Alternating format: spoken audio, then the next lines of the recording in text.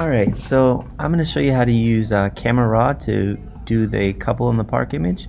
So first thing I'm going to do is open Photoshop, or I have the image right here, so I'm just going to double click it. Oh, sorry.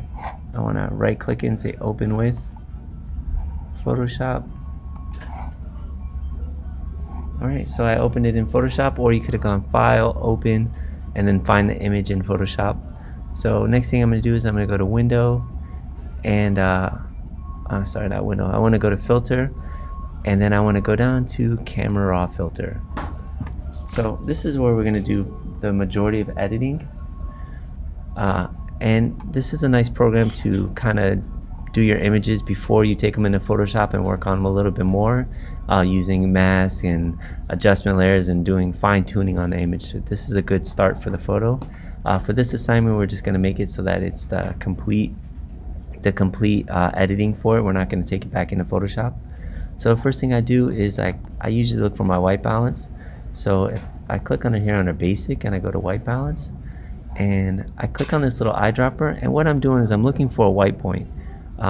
There are no white points on this, so what I'm going to do is I'm just going to go auto, and so I set that to auto, and as you can see, it brightened up the image, add a little bit of red in there, which is a little bit more natural than that bluish tone that it had before. You could adjust that. If you don't like that, you can take some of it out, maybe make it a little bit more green, so it has a little bit more green in there. Next thing I'm going to do is I'm pretty much just going to go straight down the list of these settings right here on the right, and just change them as I go down. So first thing I want to do is crop my image. So there is no, well, I haven't been able to find a crop in this newer version. So what I'm going to do is I'm going to go down here to detail, and I'm going to kind of do it by hand. Not detail, sorry, geometry, and I'm going to do it by hand. So I'm going to adjust my scale and my offset, my X and Y, to kind of zoom in on it. So I'm going to bring this in closer.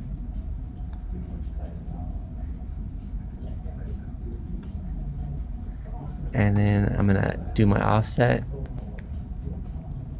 So you can either have them centered right in the image, but a little bit more exciting of an image would be to offset it to the left, so that they're not exactly in the center, and I think that makes it a little bit more interesting.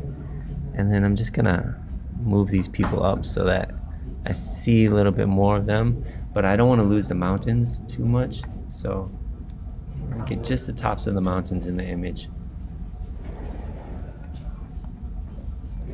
Alright, so there I have a nice cropped image, and you can use these settings or you can do them on your own depending. Next thing I'm going to do, so I'm going to close my geometry. So that's me cropping the image a little bit, framing the shot so that it's a little bit nicer. Next I'm going to go into my basics. And so I did my white balance, I did auto. So let's go down to exposure. So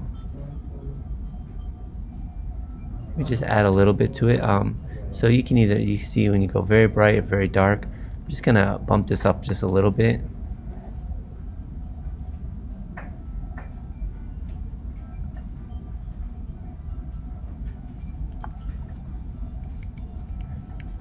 Maybe 0.15, that looks pretty good.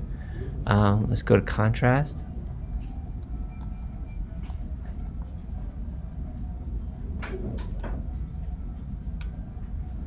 And again, you can play with this to see how you like it. It looks nice to have a lot of contrast, but we're going to add some blacks in there as well. So this some of that, we're going to adjust the blacks in the picture. So I'm just going to leave this at 15 right now. And let's go to the whites. So I'm going to knock back the white a little bit.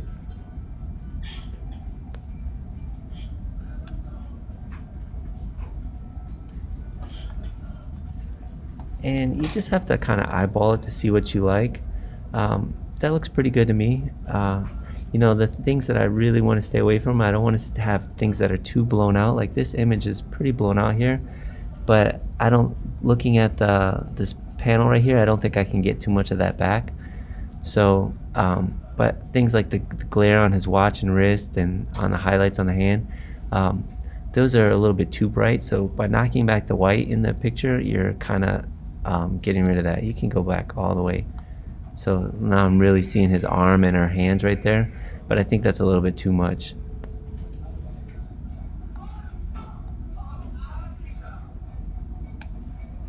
Maybe around 50. All right, let's go to texture next. So I'm gonna zoom in on this so I can see the texture as I add it. So let's go to 400. A keystroke would be command plus or command minus, obviously, to zoom in. So what I'm doing is I'm looking back here in the back of the picture, and I'm gonna try to see if I can sharpen it enough. You can hit. I just got rid of everything. So sharpening it enough, and then I'm gonna go to vibrance, and sorry, where was I? Texture. So texture looks pretty good. Clarity, you can really bump this up to give it a little bit more contrast in like some of the other areas. Dehaze, it's not really doing anything for me. If you ever want to take these back to 0, you can just double click the little tab and it takes it back. I'm going to leave that at 8. I'm going to zoom back out, see how this looks.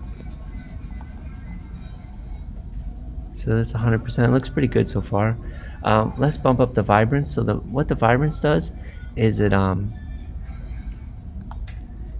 kind of gives it all the colors that are not too oversaturated. It gives them a little bit more saturation.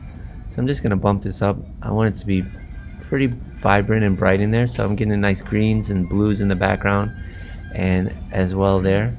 So this looks pretty good. Now I'm going to close this and let's go to our sharpening. So let's see, sharpen, let's detail. So in the previous video, I'm going to command plus again, and you can, if you hit Q, it should allow you to look at the before and after. So this is my before, this is my after. So I'm really liking where it's going. And get back out. That's also, you can go down here and do it as well. So I'm just gonna hold down here and go back to single view. All right, so let's do some sharpening. So I'm gonna zoom in again, back to that 400 so I can see it. And I'm looking at these trees in the background. So let's sharpen it. So they're starting to get a little bit sharper, but I'm starting to get some grain in here. I'm gonna leave that right now. I'm gonna maybe go up to 50, because I think if I do my reduction, my noise reduction, I can smooth that out. And I can, so let's see here. So let's keep going, smooth those out. Looks pretty good, so I'm getting some smooth areas. And again, you hit that Q to see or come down here to split, to see what it looks like, your before and after. So it looks pretty good.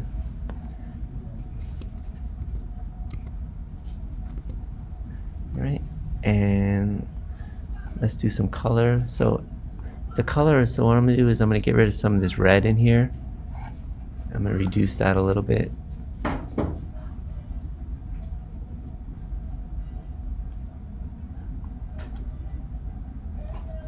Right, so that just gets a little bit of the distortion out of the red in there. So it's reducing some of the muddied pixels and kind of clearing them up a little bit. So this looks pretty good. The last thing that we're going to do with this image is add a vignette. So I'm going to come down here to effects and add a vignette. So I'm going to zoom back out. Control 0 zooms you to fit on the page, and I'm going to add a vignette. I don't want it to be too dark. You can make the vignettes pretty crazy, so we don't want it to be like that, but maybe just add maybe like a 15 or a 20. Alright, so it's just darkening it up just a little bit around the edges to kind of make it feel like it's has a little bit more focus on this center image right here. So we don't want to take it in too much. So click OK. Alright, so there's my adjusted image, cropped. People are off to the side a little bit. We have a nice picture in the background, and the image looks pretty good. If you want to go back in, maybe I had a little bit too much, their complexion looks pretty good, but maybe I have a little bit too much yellow in here. You can go back and take that out just a tad, but I think this looks pretty good as it is. So I hope this was helpful. If you have any questions, please email me.